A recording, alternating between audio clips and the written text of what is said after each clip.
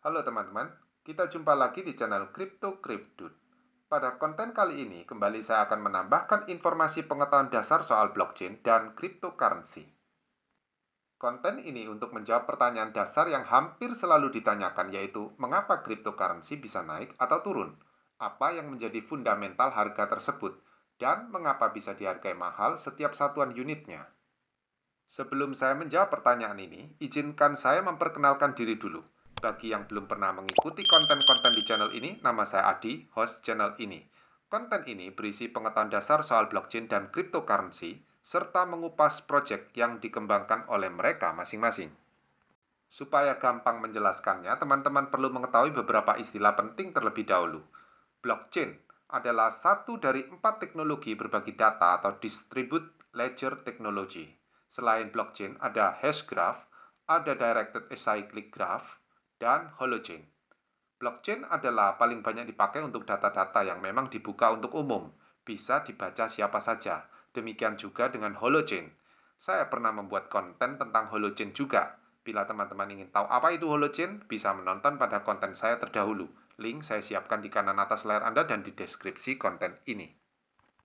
Blockchain ini adalah sebuah rantai berisi ribuan, bahkan jutaan blok data. Satu blok berisi slot, dan tiap slot berisi banyak catatan transaksi dari satu orang ke orang lain. Jadi, bila blockchain diibaratkan sebuah buku, maka blok adalah halaman-halaman buku, dan slot adalah bab, dan catatan transaksi ibarat kalimat isi. Blok ini disusun berangkai menjadi panjang sekali menurut perjalanan waktu. Satu blok lamanya beberapa menit saja dan setiap blok yang sudah ditinggalkan tidak bisa ditulis ulang lagi. Ini perjalanan satu arah. Dan catatan yang sudah ditinggalkan tidak pernah bisa dihapus, disembunyikan, apalagi diubah. Semua orang dalam ekosistem itu menjadi saksi transaksi.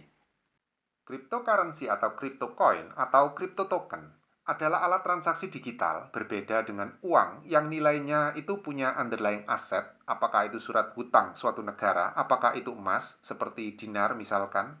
Pada kripto, underlyingnya adalah keaslian asal-usul datanya. Jadi, bila kita berbicara Bitcoin misalkan, pastinya ini adalah Bitcoin yang berada pada blockchain Bitcoin.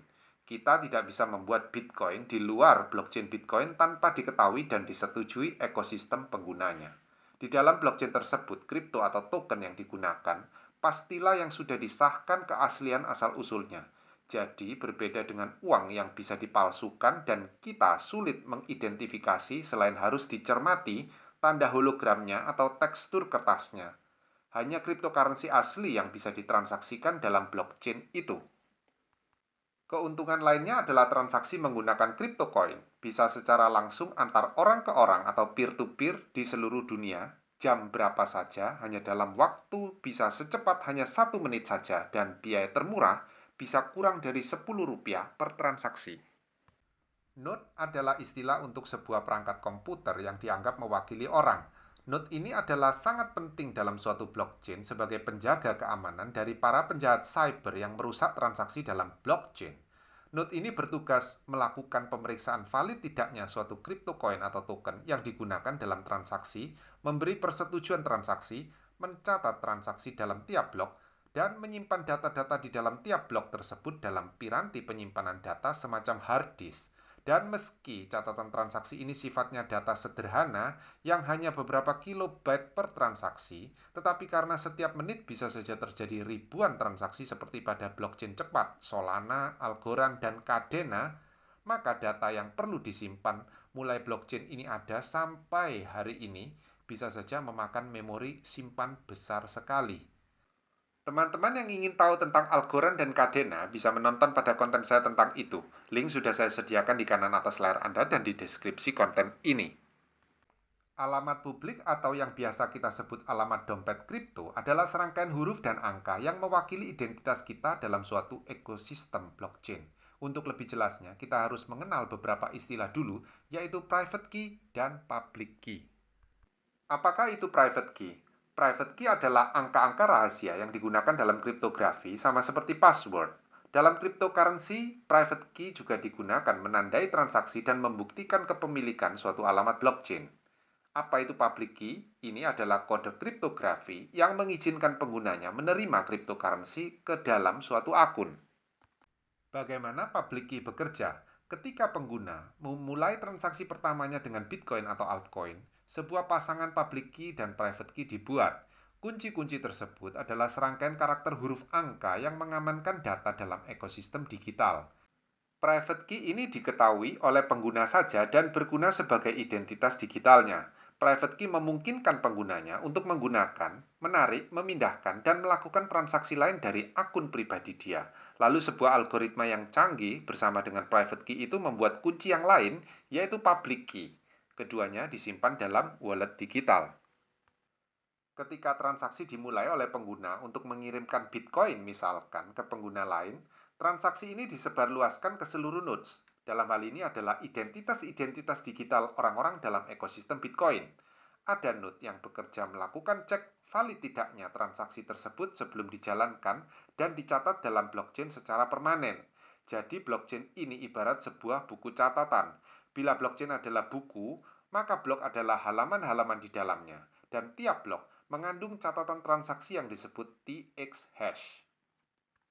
Sebelum transaksi ini disebarluaskan, harus ditandatangani dulu menggunakan private key. Tanda tangan ini membuktikan kepemilikan private key, meski tidak mengungkap detail private key kepada siapapun. Ketika transaksi telah diverifikasi sebagai valid atau berlaku, maka dana akan dikirimkan kepada alamat publik penerima. Alamat publik adalah versi hash dari public key. Ini karena public key sendiri terdiri dari rangkaian angka yang sangat panjang sehingga diringkas, dipendekkan, dan ditampilkan ke umum sebagai alamat publik.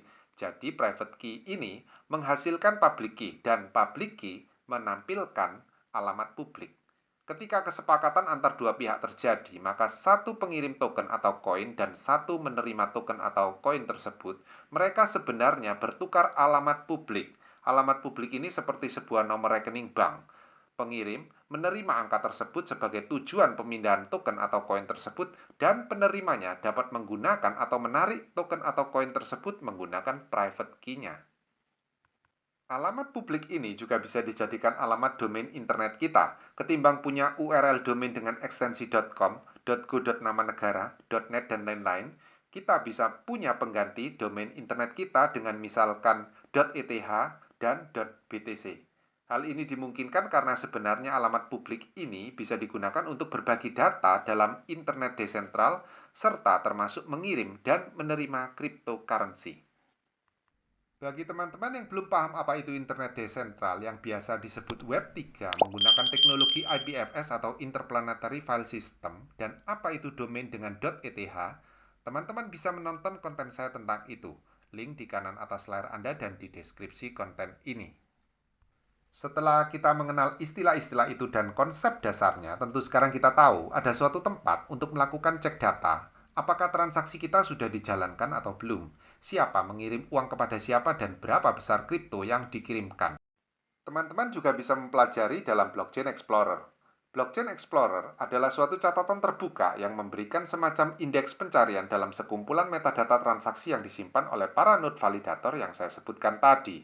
Sekumpulan data itu tentunya baru ada kegunaan bila setiap orang juga bisa mencari dan membacanya.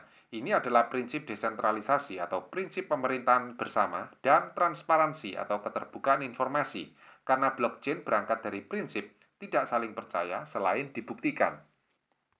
Teman-teman bisa membuka kembali konten saya tentang Blockchain Explorer ini. Link saya sertakan di kanan atas layar Anda dan di deskripsi konten ini.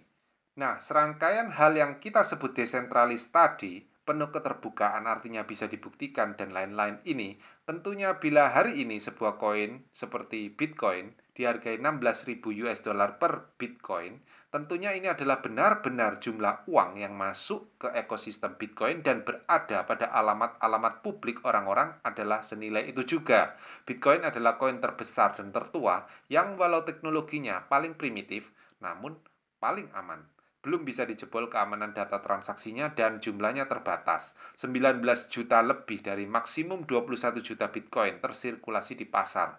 Jadi bila Bitcoin berharga 16.000 per Bitcoin, artinya benar-benar ada bukti bahwa 304 miliar dolar uang berputar di exchanger, di swap market, dan di alamat publik.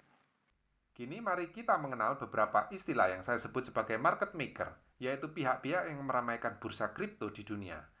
Centralized exchanger adalah perusahaan yang berdomisili di satu negara yang menerima penukaran kripto dari dan ke fiat, misalkan US dollar, Indonesian rupiah, pound sterling, euro, Singapore dollar, Australian dollar, Canadian dollar, dan lain-lain.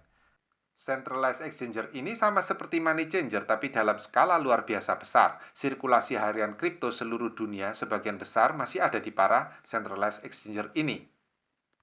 Selain itu ada juga decentralized exchanger atau DEX. Ini adalah tempat penukaran kripto yang tidak dimiliki siapapun, tidak dioperasikan manusia, disebut automate market maker. Exchanger semacam ini menggunakan algoritma saja dengan balancing supply sekumpulan kripto di dalamnya. Kita tidak bisa menukar fiat ke dan dari kripto di sini. Lalu ada pula decentralized finance. Ini adalah sebuah platform keuangan simpan pinjam yang desentral, tidak berada di satu negara pun, dan di sini semua alat transaksionalnya harus menggunakan kripto, bukan uang fiat. Mengenai DeFi ini, bila Anda ingin lebih memahami, Anda bisa menonton konten kami tentang itu. Link di kanan atas layar Anda. Untuk memudahkan transaksi di decentralized exchanger dan decentralized finance, kita pasti sedikit banyak akan bertemu dengan apa yang disebut stablecoin. Stablecoin adalah sebuah kripto yang nilainya dipatok sama dengan satu aset tertentu yang diakui. Misalkan kripto koin USDC, USDT, BUSD, DAI, USDT, TUSD, SUSD, dan lain-lain, itu semuanya dipatok terhadap US dollar. Sebenarnya ada di antara stablecoin itu yang walau dipatok terhadap US dollar, tapi tidak memiliki depositori uang US dollar yang menjamin nilai token itu. Dalam hal ini ada stablecoin yang nilainya distabilkan hanya oleh crypto coin atau token yang lain. Stablecoin dalam kategori yang ini misalkan USDT, DAI, SUSD. Bila Anda ingin tahu bagaimana cara kerja stablecoin, Anda bisa menonton konten kami tentang itu, link di kanan atas layar Anda dan di deskripsi konten ini. Beberapa waktu lalu, tanggal 11 Mei 2022, terjadi guncangan hebat pasar kripto akibat ambruknya dua koin kripto besar yang saling berkaitan, yaitu koin Luna dan stablecoin US Terra. US Terra ini juga termasuk stablecoin yang dipatok sama nilainya dengan US dollar, tapi tidak punya jaminan aset dalam uang fiat US dollar, tetapi jaminannya adalah Luna Coin. Karena sirkulasi US Terra yang berlebihan dan ambruknya harga koin yang berbarengan, maka akhirnya kedua koin ini kolaps dan terpaksa harus diputus keterkaitan nilainya terhadap US dollar. Ini setelah koin Luna jatuh 99,999% dari nilai aslinya, walaupun telah melakukan fork dan berganti nama dengan Luna Classic atau LUNC. Nilainya hingga kini cuma 0,02% dari nilai bulan April 2022.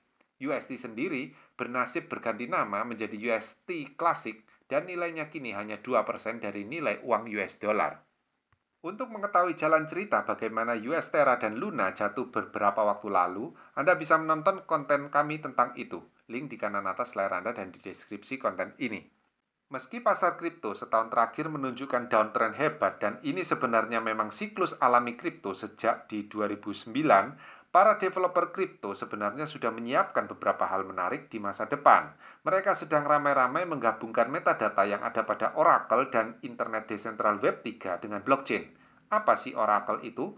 Oracle adalah mirip seperti kantor berita yang mengumpulkan data tentang sesuatu. Data ini tentunya harus dibuktikan terlebih dahulu valid tidaknya. Sama juga dengan sistem validasi pada masyarakat yang tidak saling percaya atau trustless. Dan metadata yang berharga dari para oracles ini disimpan oleh blockchain-blockchain yang terhubung dengan mereka. Lalu blockchain Oracle ini akan menjadi sumber berita bagi blockchain yang lain. Hal ini amat sangat penting bagi kripto dalam menjangkau benda-benda berharga lain yang secara fisik tidak berbentuk wujud digital, tapi bisa dijadikan jaminan koin atau kripto, semisal properti, emas, komoditi, dan lain-lain. Jadi, token atau koin bisa saja adalah sebuah resi gudang atas barang tertentu yang ada dalam gudang itu.